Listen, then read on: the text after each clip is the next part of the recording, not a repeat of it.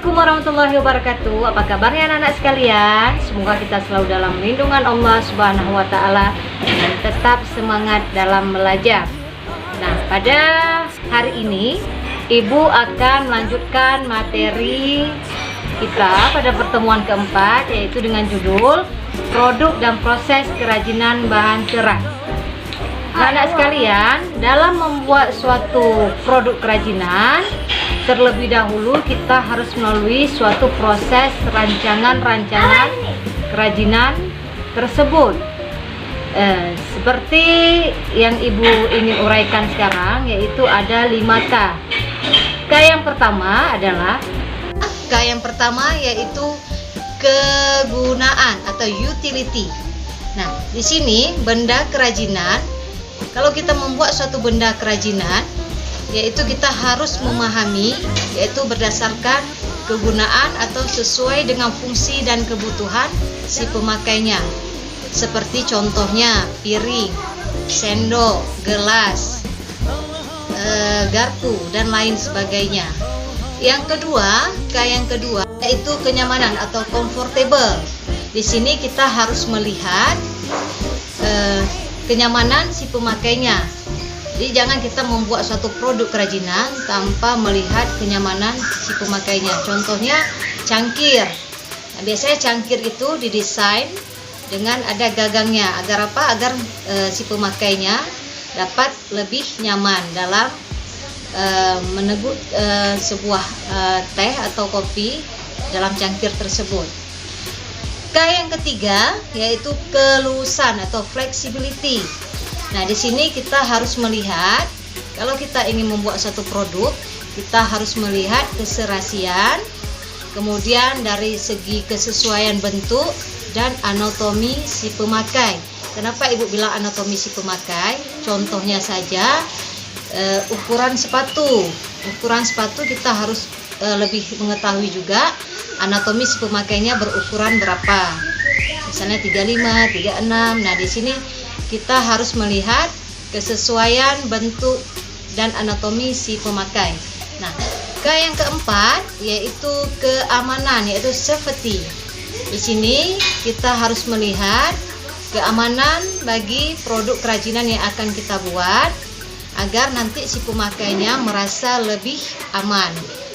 Nah, contohnya di sini, jika kita ingin membuat suatu produk kerajinan berupa piring dari serat batang kelapa, kita juga harus melihat nantinya hasil pengecetan atau pernis dari piring dari batang kelapa tersebut dapat menimbulkan zat kimia atau tidak.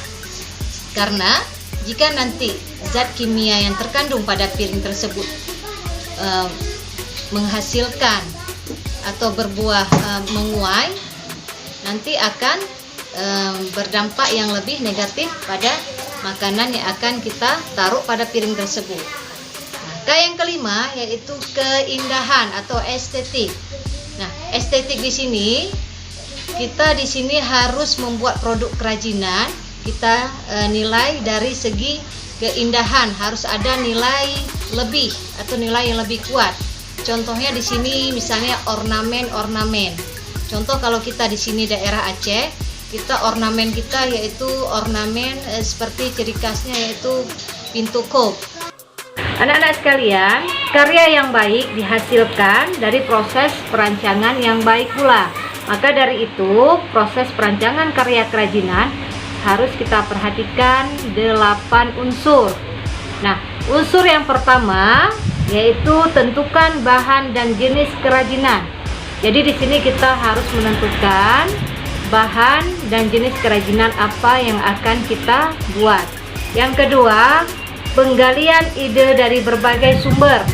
Nah, di sini kita sudah mudah dapat kita mencari ide-ide tentang dari berbagai sumber, yaitu seperti internet, media sosial, surat kabar dan lain sebagainya. Kemudian kita dapat menentukan ide apa yang akan kita ambil. Yang ketiga, buat beberapa sketsa karya. Nah, di sini kita harus membuat beberapa sketsa karya, jangan hanya satu, ada beberapa. Kegunaannya nanti karya yang terbaik yang akan kita ambil. Nah, yang keempat, tentukan sebuah karya terbaik. Dari sketsa karya tersebut kita tentukan, kita ambil mana yang terbaik di antara ketiganya atau beberapa yang terbaik, satu yang harus kita ambil. Yang kelima, kumpulkan bahan dan alat. Setelah kita mendapatkan suatu ide, kemudian kita mendapatkan sebuah karya terbaik, kita tentukan juga bahan dan alat. Nah, bahan dan alat ini harus benar-benar kita lihat sesuai dengan kebutuhannya. Yang keenam, pembuatan karya kerajinan. Di sini kita sudah mulai membuat, yaitu baik secara proses tekniknya, cara pembuatannya. Ini poin yang keenam. Poin yang ketujuh, evaluasi karya. Nah, evaluasi karya di sini tujuannya adalah untuk memberi penilaian terhadap produk kerajinan yang telah kita buat. Dan terakhir 8, revisi karya. Nah, di sini revisi adalah suatu produk kerajinan jika ada suatu kendala-kendala atau suatu kesalahan atau perbaikan-perbaikan dapat kita perbaiki kembali, atau dalam istilah prakaryanya yaitu finishing.